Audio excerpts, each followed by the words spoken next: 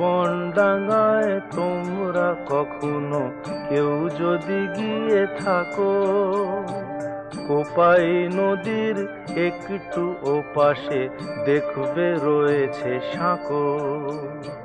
তারই নিচে ছিল রাখালের ঘর, এই ছিল ঠিকানা। কেউ জানতো না কে ছিল বাবা, কে ছিল তার মা।